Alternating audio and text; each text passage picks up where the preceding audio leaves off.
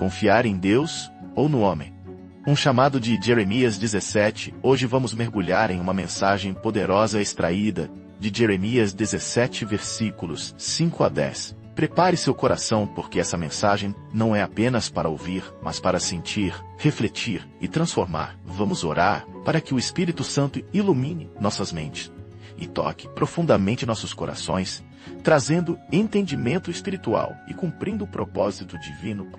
Senhor nosso Deus, pedimos Tua graça e Teu favor, que Tua palavra viva e eficaz alcance não apenas nossa razão, mas também nosso coração, que ela traga claramente espiritual, produza frutos de mudança e cumpra o propósito que o Senhor predeterminou. Glória, honra e louvor sejam dados a Ti, pois sabemos que o Senhor agirá em nome de Jesus. Amém.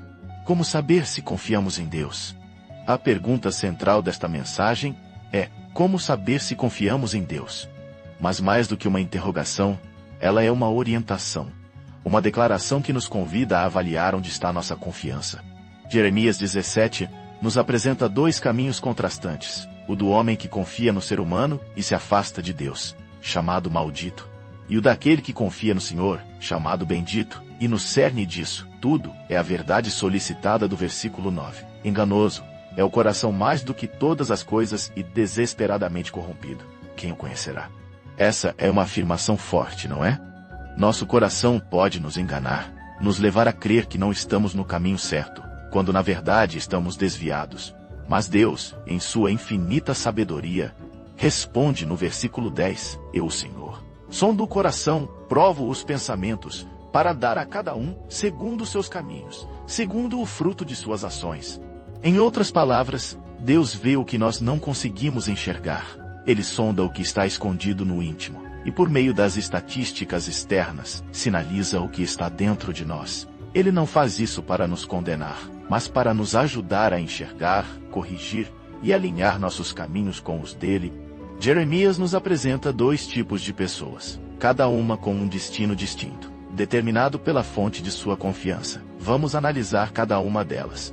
O homem que confia no homem, Jeremias capítulo 17, versículos 5 a 6. O texto diz: Maldito o homem que confia no ser humano, que faz da carne mortal o seu braço, e cujo coração se desvia do Senhor.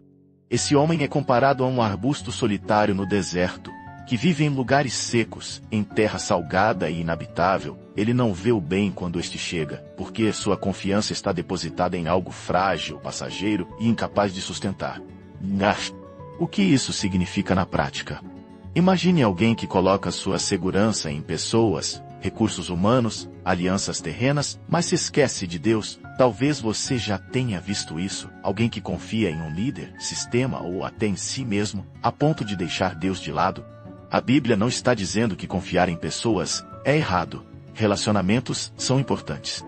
O problema é quando essa confiança substitui Deus, quando o coração se aparta do Senhor. O resultado? Solidão espiritual, murmuração, sentimento de abandono. É aquela pessoa que reclama: Deus não me vê, Deus não se importa comigo. Ela vive em um deserto emocional, onde nada parece florescer. Mesmo quando as vitórias chegam, ela não as percebe, porque seus olhos estão fixos nas especificações humanas, não em Deus. Um exemplo bíblico disso é o rei Asa. Em 2 Crônicas capítulo 16, versículos 7 a 9. Ele confiou no rei da Síria, em vez de confiar em Deus. Para enfrentar seus inimigos, o profeta Hanani o confrontou, dizendo: Por que confiaste no rei da Síria e não no Senhor teu Deus? O exército da Síria escapou das mãos de Asa. Deus queria mostrar que trocar a confiança divina por alianças humanas abria mão da vitória que Deus já havia preparado. A mensagem é clara: confiar no homem em vez de Deus leva às consequências que nos afastam do propósito divino. O homem que confia no Senhor, Jeremias capítulo 17, versículos 7 a 8. Por outro lado, temos a promessa gloriosa: Bendito o homem que confia no Senhor, cuja esperança é o Senhor. Esse homem é comparado a uma árvore plantada junto às águas, que estende suas raízes para o ribeiro. Essa árvore não teme o calor. Suas folhas permanecem verdes, mesmo na seca. Ela não se perturba, nem deixa de dar fruto. Que imagem poderosa! Essa árvore tem raízes profundas em Deus. Suas raízes, escondidas, buscam sustento na fonte divina, independentemente das circunstâncias externas. Quando o calor vem, e virá, ela não se abala. Quando a seca chega, ela continua frutificando. Por quê? Porque sua força não depende do que está visível, mas do que está oculto, sua conexão com Deus. Um exemplo inspirador é Mardoqueu, no livro de Esther, em um momento de crise. Quando sua vida e seu povo foram ameaçados, Deus agiu de forma sobrenatural. O rei, incapaz de dormir, pediu que lessem as crônicas do reino e descobriu que Mardoqueu havia salvado sua vida no passado. Isso não foi coincidência, mas a mão de Deus movendo-se nos bastidores. Mardoqueu não confiava em homens ou em situação. Ele confiou em Deus, e Deus o honrou no momento certo. Os sinais da maldição e da bênção. Agora, vamos explorar os sinais que Deus usa para mostrar onde está a nossa confiança. Esses sinais não são castigos finais, mas diagnósticos que nos permitem corrigir o boato, sinais da maldição. Jeremias capítulo 17, versículos 5 a 6. 1. Arbusto solitário no deserto. A solidão espiritual é um sinal claro de que a confiança está mal colocada. 2. Quem não confia em Deus, muitas vezes se sente abandonado, mesmo cercado de pessoas. 3. O Salmo 2710 diz: Ainda que meu pai e minha mãe me abandonem, o Senhor me acolherá. Deus nunca nos desampara. Mas a falta de confiança pode nos fazer sentir como se Ele estivesse distante. 4. Não veja quando vier o bem. A Bíblia não diz que o bem não vem, mas que a pessoa não o enxerga. 5. Em Mateus capítulo 5, versículo 45, Jesus afirma que Deus faz o sol nascer e a chuva cair sobre justos e injustos. 6. Mas quem confia no homem, vive murmurando, incapaz de considerar as vitórias, mesmo quando estão diante de seus olhos. 7.